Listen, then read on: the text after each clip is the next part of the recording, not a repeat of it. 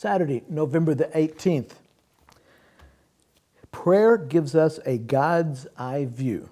Colossians chapter 4, verse 2 says, "Devote yourselves to prayer, being watchful and thankful." Very short verse, but there's a ton of information in there.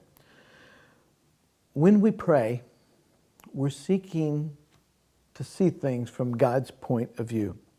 Paul tells us three ways we're to pray. The first one he says, devote yourselves to prayer. In other words, persistently, continuously, be constantly in prayer. 1 Thessalonians 5:17 says, "Pray continually without ceasing." Why? Well, it keeps our minds on God's agenda and not our own. We start seeing other people and we see other things through God's eyesight rather than our own. So devote yourself consistently, persistently, be praying. And the second way he tells us to pray is being watchful, staying alert. Has the idea of a watchman on a wall. In the olden times, the cities were built and there were walls around the city for protection. And they'd have watchmen at different places on the wall and they'd be watching. See, they were the first ones to notice if enemy was coming. They were the first one to be able to warn the people and their soldiers and all that, hey, here comes the enemy.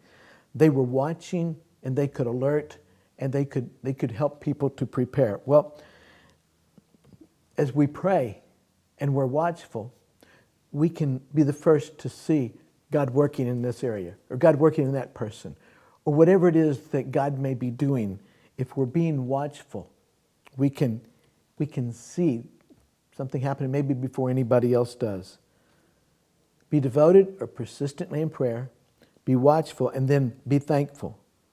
When we're constantly in prayer, it becomes a lifestyle. And when we're constantly praying, it becomes a lifestyle. We develop an attitude of gratitude. We become thankful for things.